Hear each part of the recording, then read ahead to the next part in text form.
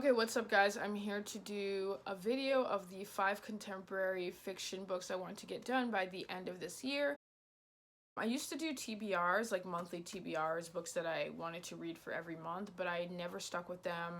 I'm a mood reader like everyone else, and I just couldn't stick with them. So now what I'm trying to do TBRs for the year. Like, what books do I want to get done by the end of the year? That's more feasible for me than doing what books I want to get done by the end of the month. So I'm going to show you 5 books, very heavy on the contemporary. So if that's not your style, yeah, but all of these are very contemplative and reflective and stuff like that. So let's get into it. I received this from the publisher. Thank you, William Morrow, and I posted about this. This will be my February book of the month. Check my Bookstagram, and I will be talking to the author later this month, so I'm super excited.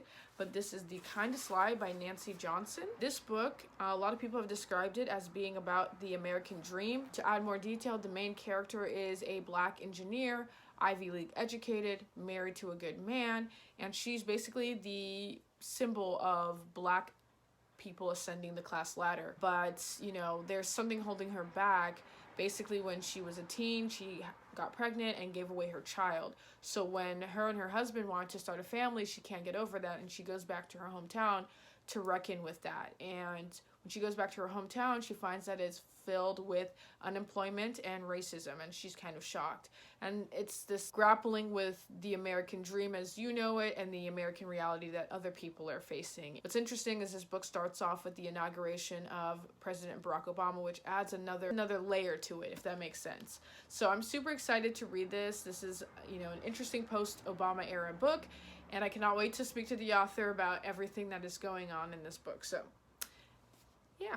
This is another book I received from the publisher. Thank you, Grand Central Publishing. This book I'm so excited about. I'm not even kidding. It is called This Close to Okay by Lessa Cross-Smith. And again, this book is something I've seen everyone talk about, but basically, trigger warning, one of the main characters, the man, is attempting to kill himself. He wants to end his life. And the woman, who is a therapist, finds him, just happens to be driving and sees him and stops him and basically takes him back home to like calm him down. But they essentially form a relationship, and I think it even gets romantic because I was skimming through the book. I sometimes do that.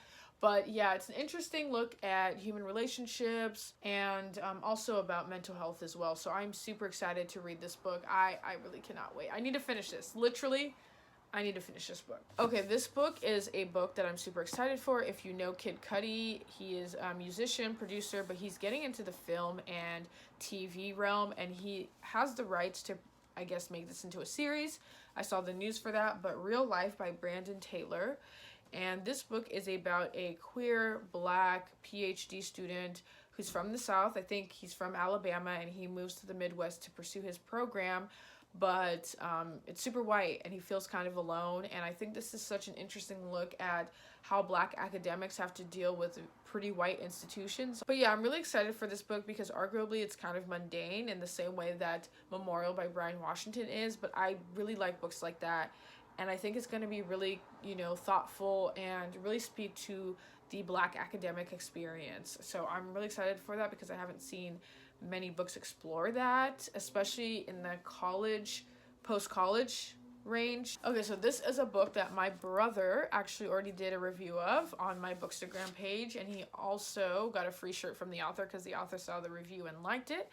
But I need to read it because I actually bought it for myself. This is Black Buck by Matteo Escaripour. I've seen this book be compared to Sorry to Bother You, which is a movie I really enjoyed. But basically this book is about Darren, who is a young black man from Bed-Stuy who has graduated high school as valedictorian but doesn't want to go to college, is just working at Starbucks until he meets a CEO of a startup who really takes a liking to him and invites him back for an interview, and Darren gets the job.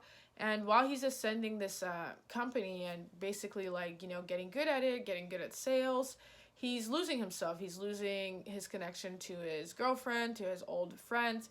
And it's basically, this book talks about what does it take to rise in a company as a black person. And also a lot of startups and a lot of companies will do after work programs, and it takes time away from your friends and family. And so it really gets at the toxicity of startup culture and the work-life balance problem that a lot of millennials are having, and also just blackness, What do you have to trade to be a successful Black person, especially in corporate America?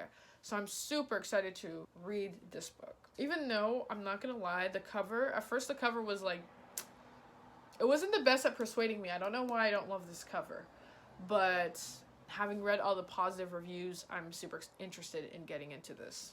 Okay, Burnt Sugar is a book I haven't seen many people talk about, but it is by Avni Doshi, and it was also shortlisted for the 2020 Booker Prize, which is a very prestigious literary award.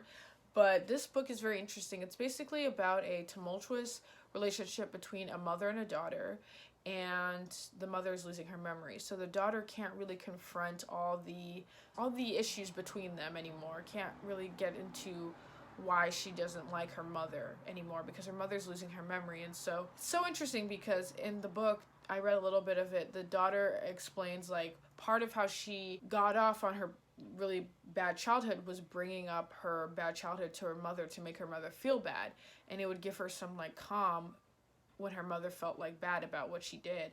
But as her mother's losing memory, she kind of has to get over it, right? Because she can't really discuss what happened in the past if her mother doesn't remember the past. So it's like, as a daughter, how do you forgive your mom? Do you forgive your mom? You know, does illness mean you have to forgive your mom? And I'm just so excited to read this book. I haven't seen that many reviews, but the one review I saw on Bookstagram was really positive. So these are the 5 books. Now you know: The Kindest Lie, This Close to Okay, Real Life, Black Buck, and Burnt Sugar. I want to make sure that I've read these. But yeah, please make sure by the start of 2022 that I read these books. I definitely will read The Kindest Lie and This Close to Okay, but I want to read the others as well. So thank you for watching, and I will catch you later. Bye.